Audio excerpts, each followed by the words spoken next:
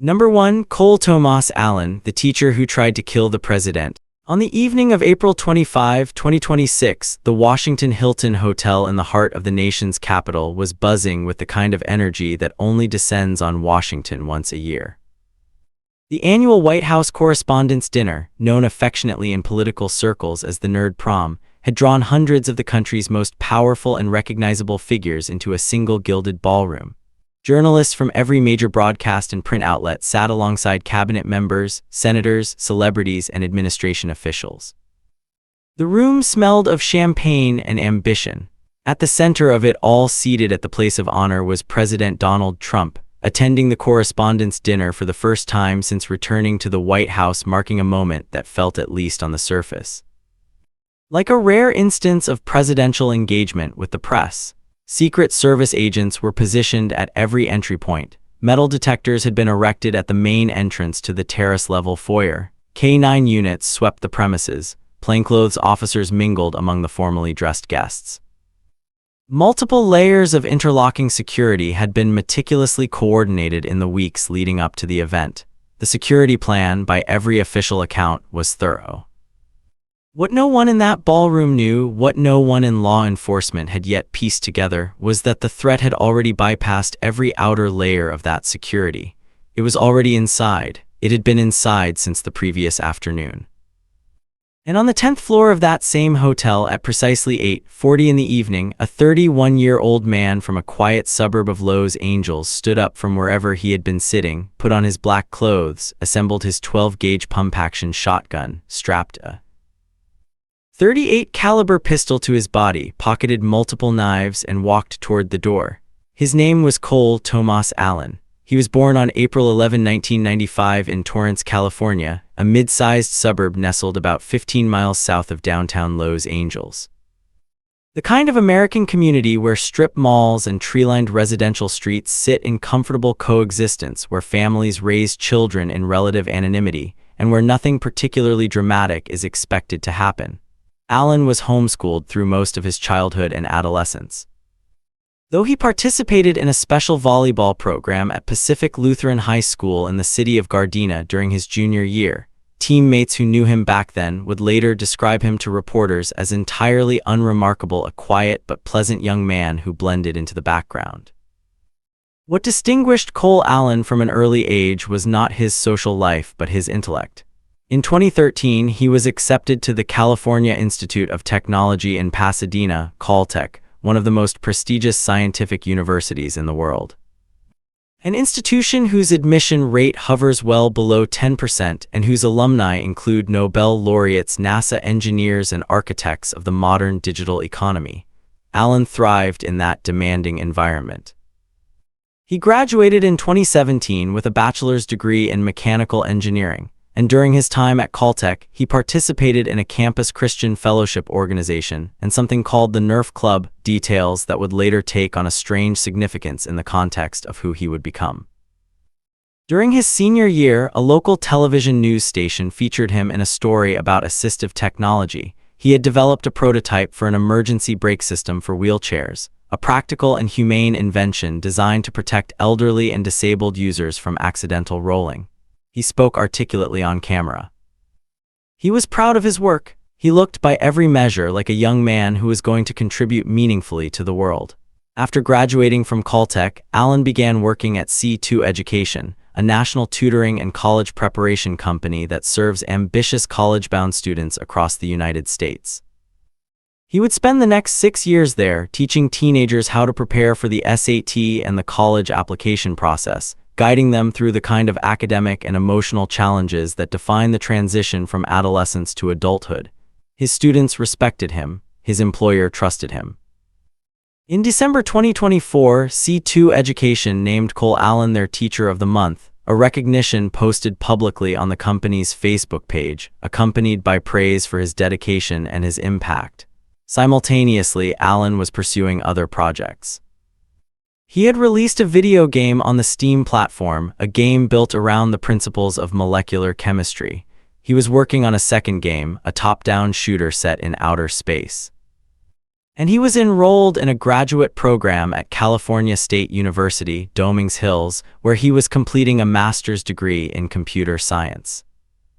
A computer science professor there who taught Allen in several classes before his graduation would later describe him to the Associated Press as a very good student indeed, always sitting in the first row, frequently emailing with coursework questions, engaged and intellectually curious. The professor said he was completely shocked when he learned who his former student was. Allen completed his master's degree in May 2025, just 11 months before he would board a train for Washington. To look at the facts of Cole Allen's life through the summer of 2025, it was difficult to find anything alarming. An Ivy League tier degree, a graduate education, years of service as an educator, a creative side business. A clean criminal record, a search of state and federal court databases showed no prior charges of any kind. He had donated $25 to a Democratic Political Action Committee supporting Kamala Harris in the 2024 election. A yard sign at his family's home supported a local candidate for judge endorsed by the Los Angeles County Democratic Party. He was, in every visible sense, an ordinary liberal-leaning California professional with a quiet life and ambitious goals. But something was happening underneath the surface of Cole Allen's life, something that his family could see even if they could not fully articulate it, and something that they would later describe to federal investigators in terms that were deeply alarming in retrospect. His sister, Avriana Allen, would tell Secret Service agents and Montgomery County Police that her brother had been making radical statements for some time before the attack. She described him as someone who constantly referenced a plan, a vague but persistent idea that he needed to do something about the state of the country. Members of his family told investigators that Cole's worldview had narrowed and darkened, that his conversations increasingly circled around two consuming topics: politics and Christianity, or more precisely, his growing hostility toward both the current administration and toward the religion he had once embraced as a Caltech freshman. The man who had joined a Christian fellowship group at one of America's finest universities had fundamentally altered his relationship with that faith. His anger at the Trump administration had evolved from ordinary political frustration into something that his family experienced as obsessive and, at times, frightening. And yet, despite what Avriana Allen later described as extreme statements made within the family, no formal report was ever filed with law enforcement before the attack. No mental health professional was contacted. No threat assessment was made. Cole Allen kept teaching, kept building his video game, kept waking up and going about the business of his life. And in the early days of April 2026, while still going through those same ordinary motions, he began to plan. On April 6, 2026, 19 days before the White House Correspondents' Dinner, Cole Allen went online and booked a room at the Washington Hilton for 3 nights, checking in on April 24 and checking out on April 26. He was not booking lodging near the event. He was booking a room inside the venue itself at the same hotel where the President of the United States would be seated for dinner on April 25. In the days that followed that booking, investigators would later determine Allen conducted detailed research. He searched online for the Correspondents' Dinner schedule. He tracked President Trump's public calendar using a website that aggregates the president's known movements and appearances. He looked up which officials would be attending the event. He was not simply curious. He was planning a route, identifying a target window, and calculating the odds of success. On April 21, 2026, Cole Allen did not go to the airport. He went to the train station. He boarded an Amtrak train in Los Angeles and took the Southwest Chief route to Chicago, then transferred to the Floridian line to continue to Washington, D.C., a cross-country journey lasting 3 days. The choice to travel by train was not incidental. Amtrak does not employ TSA-style security screening. Bags are not X-rayed. Travelers are not required to pass through metal detectors before boarding. A man can carry whatever he chooses in his luggage, and no one will open the bag to check. Allen had in his possession during that 3-day train journey a 12-gauge Mossberg pump-action shotgun that he had legally purchased in August 2025, a Rock Island Armory, 38 caliber semi-automatic pistol that he had legally purchased in October 2023, multiple knives, and ammunition. He carried all of it across the country on a passenger train. During those 3 days, he kept a running journal on his phone, notes about the journey, thoughts about what was coming, observations that prosecutors would later describe as evidence of premeditation. He arrived in Washington, D.C. At approximately 1 in the afternoon on April 24, he checked into the Washington Hilton without incident. A neighbor of the hotel who occupied the room adjacent to Allen's, journalist Hugh Doherty of the Daily Beast, would later tell reporters that when he checked into the hotel on the same afternoon, nobody looked at his luggage. His colleagues' bags also went unexamined as late as 5 in the evening. Cole Allen, carrying a disassembled long gun in his bag, had walked into the hotel without a single person examining what he was carrying. What happened in the approximately 27 hours between Allen's check-in and the attack is documented, in significant part, by the hotel's own surveillance camera system, footage that federal prosecutors would later release publicly through the U.S. Attorney's Office. On Friday evening, the night before the dinner, Allen left his 10th-floor room and moved through the hotel. Surveillance footage shows him walking through a corridor, entering the gym area, speaking casually to a receptionist there, then retracing his steps back through the same hallway a short time later. He was not exercising, he was not socializing. He was mapping the building, learning the layout of the floors, identifying where security personnel were stationed, locating the cameras, charting the pathways that led to the event spaces below. Investigators confirmed that the evidence shows he had been observing the premises for at least a full day before the attack. They also noted that, in a running note on his phone during the cross-country journey and during his time at the hotel, Allen had made chilling observations about the security at the Washington Hilton. He wrote that if he had been an Iranian agent rather than an American citizen, he could have brought an M2 Browning machine gun, a heavy crew-served weapon, into the hotel without anyone noticing anything unusual. He was not wrong. His own unchecked arrival had demonstrated exactly the gap he was describing. On the morning of April 25, the day of the dinner, Allen left his hotel room multiple times and continued tracking the president's movements through the online scheduling website he had been monitoring for weeks. He watched for confirmation that Trump had arrived at the hotel. He waited. He prepared. At exactly 8:40 in the evening on April 25, 2026, Cole Allen composed an email from his hotel room and sent it to multiple family members and a former employer. The message had been set up days in advance to send at this specific moment, a final communication timed to coincide with the beginning of his attack. The subject line read, "Cole Cold Force Friendly Federal Assassin Allen." The body of the email began with an apology. Attached to it was a roughly 1,000-word document that investigators would call a manifesto. Allen had written it carefully, structured it like an argument, and signed it with the same name he used in the subject line. The manifesto opened by identifying himself as a citizen of the United States who believed that what his government did reflected on him personally, and who declared he was no longer willing to permit what he described as crimes to be carried out in his name. He did not name the president directly anywhere in the document, but his grievances were specific. He referenced federal military strikes on drug boats in the Pacific in early 2026. People he described as being held in detention camps. Fishermen he claimed had been executed without trial. Children caught in conflict. He described himself as someone who was not personally oppressed by these things, not the victim himself, but as someone who felt a moral obligation to act on behalf of those who were. He pre-argued the objections he anticipated, that the timing was inconvenient, that he had not gotten everyone, that as a half-black, half-white person he should not be the one doing this, that the biblical instruction to yield unto Caesar applied to him. He answered each objection in turn with the methodical logic of an engineer stress-testing a design. He apologized to his parents. He apologized to colleagues and former students.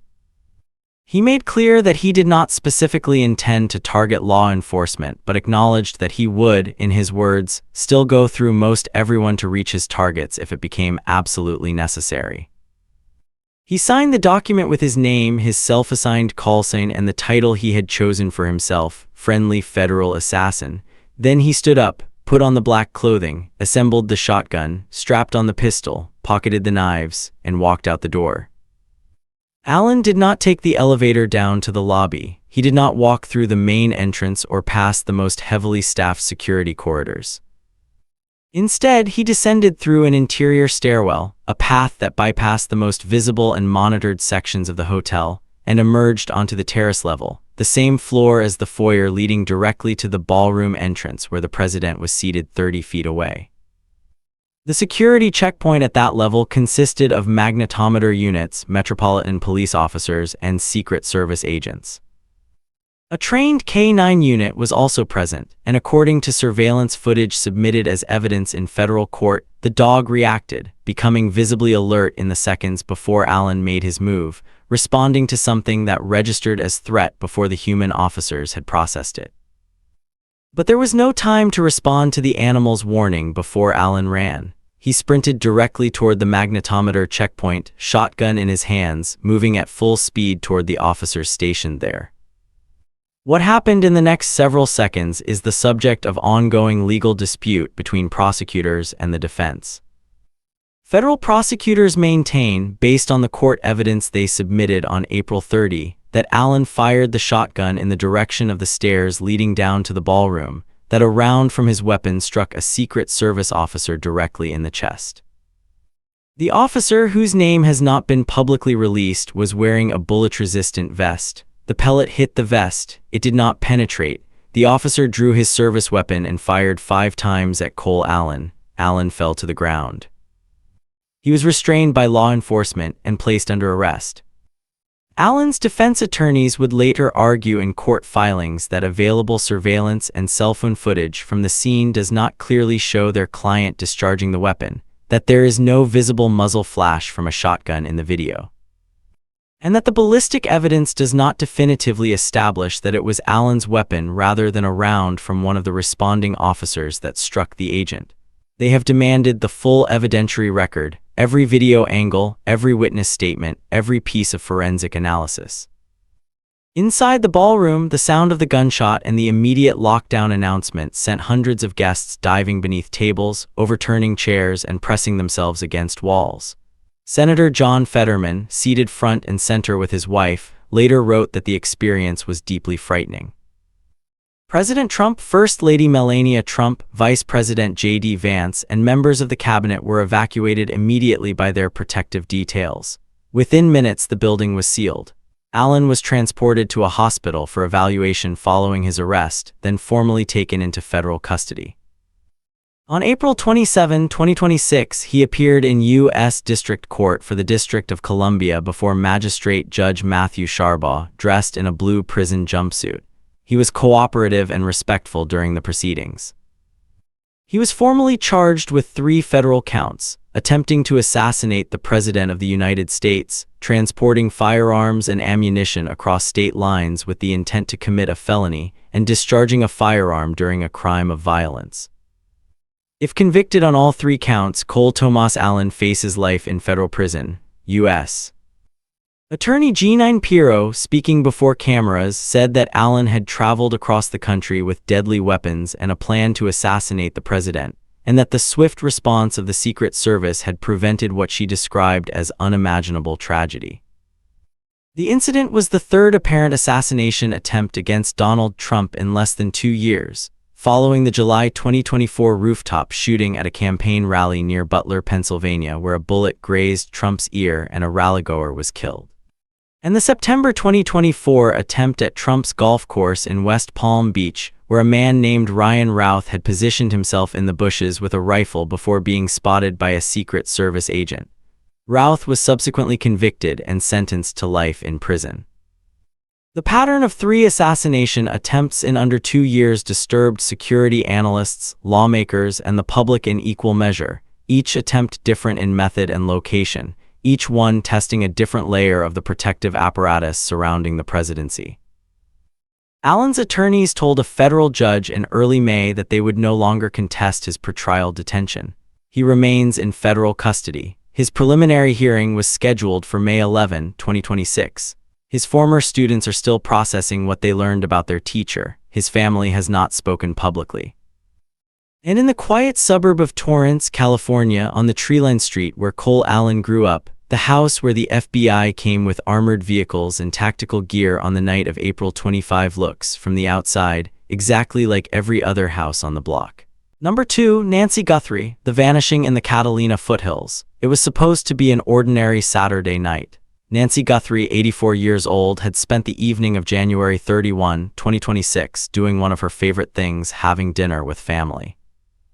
She had been at the home of her daughter Annie Guthrie and Annie's husband, Tomas, at a property not far from her own house in the Catalina Foothills, a quiet and affluent suburb that sits in the hills just north of Tucson, Arizona.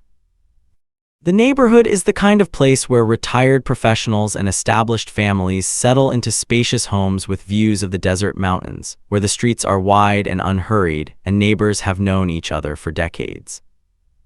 Nancy had lived in the Catalina Foothills for 50 years, half a century, in the same community, the same streets, the same dry desert air. She was, by every account from those who loved her, a woman of extraordinary quiet strength. When her husband Charles Guthrie died at just 49 years old, she did not collapse into grief. She stood up and raised 3 children by herself, building a life out of loss in the way that only certain kinds of people know how to do. One of those children was Savannah Guthrie, the co-anchor of NBC's Today Show, one of the most recognizable faces in American morning television. But Nancy Guthrie was not famous for being someone's mother. She was known in her own community and her own church simply as herself, a woman of faith, of resilience, of deep roots. At approximately 9:45 in the evening on January 31, Tomas drove Nancy home from dinner. He dropped her off at her front door at around 9:50, watched her go inside, and left. He was the last person known to have seen Nancy Guthrie alive. The house was quiet after that. Nancy was home. The night settled in around the Catalina Foothills the way desert nights do, cool, still, enormous. Somewhere in the hours that followed, in the deep darkness between midnight and dawn, something happened inside or outside that house that no one in Nancy Guthrie's family, in the Pima County Sheriff's Department or in the Federal Bureau of Investigation, has been able to fully explain in the months since. At 1:47 in the morning, Nancy's doorbell camera disconnected from the network. The signal simply stopped. Investigators would later note that the disconnection appeared deliberate, that someone had attempted to tamper with the device, first by trying to knock it physically off the wall with light taps, and then, when that failed, by covering the camera lens with foliage pulled from a potted plant nearby. At 2:12 in the morning, the home security software detected the presence of a person in front of one of the exterior cameras, but the system was unable to obtain a usable video recording from that camera at that moment. At 2:28 in the morning, something else happened. Nancy Guthrie's pacemaker stopped syncing with her Apple devices. In the language of medical technology, that means the wireless connection between her cardiac device and the electronics that monitored it was severed, because either Nancy Guthrie was no longer in proximity to those devices, or because she was no longer alive. Sunday morning came and Nancy Guthrie did not appear. She had made plans to participate in a live-streamed church service that morning, a commitment she kept with the kind of faithfulness that her community had come to rely on. When she did not show up as expected, a member of her church reached out to the family. Relatives went to the house around 11 in the morning. They searched the property. They found no sign of Nancy. What they found instead was enough to make their hearts stop. The back door of the home was propped open, and near the front door, on the walkway leading up to the entrance, there were drops of blood. The family called 911 at approximately noon on February 1, 2026. Pima County Sheriff's deputies arrived and began processing the scene. They found Nancy's personal belongings still inside the house, her phone, her essential items, everything that an 84-year-old woman with limited mobility would have needed had she left voluntarily. There was no evidence that she had left voluntarily. There was blood on the porch. Sheriff Chris Nanos, standing before cameras later that same day, said what the evidence clearly suggested. He believed Nancy Guthrie had been abducted. The investigation that followed would become one of the largest and most high-profile missing persons cases in recent American history, a case that captured the attention of the entire country, drew the involvement of the FBI, U.S. Customs and Border Protection, multiple search and rescue teams, and prompted a personal phone call from the President of the United States. In the first days after Nancy's disappearance, law enforcement moved quickly to establish the perimeter of what had happened and to canvass the neighborhood for any evidence that might point toward her abductor. FBI agents joined Pima County deputies in conducting extensive forensic analysis of the property and its surroundings. Neighbors were interviewed, surveillance footage from nearby homes and businesses was collected and reviewed. Search and rescue teams combed the desert terrain around the Catalina foothills, terrain that retired FBI Supervisory Agent James Gagliano would later describe publicly as extraordinarily challenging. A vast and difficult landscape of rocky desert, dense brush, and isolated washes where a person could be concealed almost indefinitely. One of the early pieces of physical evidence that investigators seized upon was a gray Range Rover that was spotted in the parking lot of a nearby Culver's restaurant in the days after the disappearance. The vehicle was seized and towed away for forensic examination. A person who had been removed from Nancy's residence in the immediate aftermath of the discovery was taken in for questioning, then released by the following day. Law enforcement was careful not to name anyone as a suspect. What they were doing in those frantic early days was casting the widest possible net, collecting everything, eliminating what they could, holding onto what remained. On February 2, 2026, the day after Nancy was reported missing, the CBS affiliate in Tucson, KOLD, received what appeared to be a ransom note through its online tip portal. TMZ also received a version of the demand. The note claimed to be from Nancy's captor and demanded payment of millions of dollars in Bitcoin for her safe return. According to TMZ founder Harvey Levin, the letter began by stating that Nancy was okay but scared, and included one specific detail about the placement of Nancy Guthrie's Apple Watch that had not been reported publicly anywhere, a detail that initially suggested the note might be authentic because only someone who had been inside the house or who had taken Nancy could plausibly have known it. The note included 2 deadlines for payment. The FBI immediately began working to verify the note's authenticity. They acknowledged its existence publicly but declined to confirm whether they believed it was genuine. Meanwhile, Savannah Guthrie posted a video on Instagram in which she issued a direct appeal to whoever was holding her mother, her voice breaking her composure barely held together, saying that it was never too late to do the right thing and urging anyone with information to come forward. Nancy's adult children also posted a video addressing the kidnappers directly, telling them that the family was ready to talk but that they needed proof of life first. The deadline in the first ransom note came and went. A second deadline came and went. No proof of life arrived. No payment was made, and the investigation remained at a standstill on the question of who had taken Nancy Guthrie. On February 4, 2026, something happened that would briefly appear to break the case open, but would ultimately lead investigators nowhere new. 2 text messages were sent to Nancy Guthrie's oldest daughter, Annie, and to her son-in-law, Tomas. The messages read, "Did you get the Bitcoin? We're waiting on our end for the transaction." The texts were sent just moments after the Guthrie family had released their first video message to the kidnappers asking for proof of life, a timing that initially suggested the sender might be watching and responding in real time.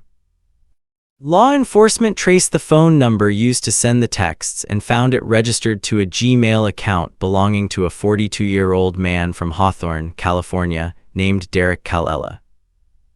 Investigators determined that Calella had made a 9-second call to a family member and sent the 2 text messages from his home. When federal agents confronted him, Calella admitted that he had been following the case on television and had pulled the family's contact information from what he described as a cyber website. He said he was, in his own words, trying to see if the family would respond. On February 6, 2026, Calella appeared before Judge Karen E. Scott at the U.S. District Court in Santa Ana, California, where he was formally charged with 2 federal crimes: transmitting a demand for ransom in interstate commerce and using a telecommunications device anonymously with the intent to abuse, threaten, or harass a person. He was released on a $20,000 bond with conditions including no contact with any victims or witnesses and electronic device monitoring. Federal officials made clear that Kalela's messages had not been linked to the original ransom demand received by media outlets, that there appeared to be a separate, unidentified individual who had sent that earlier note. The case involving the real abductor remained open. The case involving Kalela remained, by the standards of the actual investigation, a frustrating distraction from the real work. On February 10, 2026, FBI Director Kash Patel made a decision that investigators hoped would break the case wide open. He personally released 4 black and white images on his official account on the platform X, showing a masked and armed intruder standing outside Nancy Guthrie's home. The images had been recovered from Nancy's Google Nest doorbell camera, the same device whose connection had been severed in the early morning hours of February 1. Despite the tampering, investigators had successfully recovered data from the device, and the images they extracted showed the intruder clearly enough to provide a physical description. The man in the footage was wearing a ski mask, a jacket, long pants, and gloves. He had a backpack on his back, later identified by forensic analysis of the footage by the FBI's Operational Technology Division as a black, 25-liter Ozark Trail hiker pack, a backpack sold exclusively as a private label brand at Walmart. He was carrying what appeared to be a firearm, placed improperly in a holster positioned in an unusual location on his body. He stood at Nancy Guthrie's front door. He attempted to knock the doorbell camera off the wall. When he could not dislodge it, he picked up foliage from a nearby potted plant and used it to cover the lens. On February 12, the FBI released 2 video clips from the same camera and provided an updated physical description of the suspect, a male. Approximately 5 feet 9 to 5 feet 10 inches tall with an average build, and in one image taken on what investigators believed was a separate day, a visible black mustache. That detail, that one of the images appeared to have been taken on a different day from the others, suggested something chilling. The suspect may have visited Nancy Guthrie's home on multiple occasions before the night of the abduction. He had, in the assessment of investigators, been watching her. As investigators worked to trace the suspect through the physical and digital evidence, the forensic trail produced both promising leads and devastating dead ends. In the area around Nancy Guthrie's home, investigators recovered multiple pairs of gloves. One glove found approximately 2 miles from the house appeared, based on visual comparison, to match the gloves worn by the suspect in the doorbell camera footage. DNA was extracted from the glove and submitted to CODIS, the Combined DNA Index System, the national database maintained by the FBI that contains the genetic profiles of more than 19 million known offenders and arrestees. The results came back negative. The DNA on the glove did not match any profile in the database. Investigators then considered genetic genealogy analysis, the same technique that had led to breakthroughs in other high-profile unsolved cases, including the identification of the Idaho student killer Brian Koberger, as a potential next step. Separately, DNA recovered directly from Nancy Guthrie's property, at locations investigators have not publicly disclosed, was identified as belonging to someone other than Nancy herself, and other than anyone in close contact with her. The Pima County Sheriff's Department described this DNA as a mixed sample, meaning it contained genetic material from more than one individual, and therefore required the time-consuming and technically complex process of being separated into individual profiles before any matching could be attempted. Sheriff Chris Nanos told a neighborhood watch group that it could take as long as 6 additional months for laboratories to isolate what investigators needed. As of early May 2026, the Pima County Sheriff's Office had sent one hair sample, part of that mixed DNA evidence, to a private laboratory in Florida that works regularly with the department. That lab then transferred the sample to the FBI laboratory, where it was subjected to advanced analysis using technology beyond what the private lab possessed. More than 18,000 tips had been called in to the FBI during the investigation. About 24 Pima County and FBI investigators remained actively on the case. 5 separate laboratories around the country were, according to the sheriff, working on the Guthrie case simultaneously. 3 months passed. Then a few days more, Nancy Guthrie remained missing. No suspect had been publicly identified. No arrest had been made. No confirmed sighting had emerged from the more than 18,000 tips that poured in from across the country. On May 1, 2026, the Pima County Sheriff's Department issued a renewed public plea for anyone with information to come forward, marking what they acknowledged was a painful milestone, 90 days since an 84-year-old woman had vanished from her home in the middle of the night while her community slept. The department spokesperson stated that the investigation remained active and ongoing, that investigators were continuing to follow up on leads and pursue facts.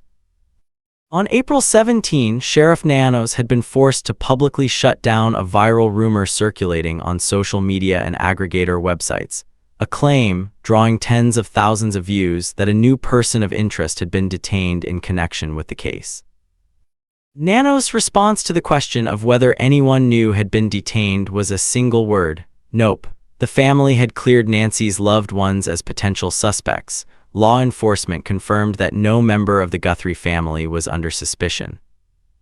Savannah Guthrie returned to the Today Show after a 2-month absence, the absence during which she had stepped away from her role as co-anchor of one of the most-watched morning programs in America to assist in the search for her mother and in her first public interview. Given to her close friend and former colleague Hoda Kotb, she said something that has stayed with everyone who heard it. She said that it was too much to bear to think that she had brought this to her mother's doorstep, that it was because of her. She said, "I am so sorry, Mommy, I am so sorry." As of May 2026, Nancy Guthrie remains missing. Her daughter's guilt lives in the space between every word she speaks publicly about the case. The reward for information leading to a recovery and conviction stands at $1 million, contributed by the family and supplemented by additional donations. The FBI tip line remains open. The desert around Tucson holds its secrets.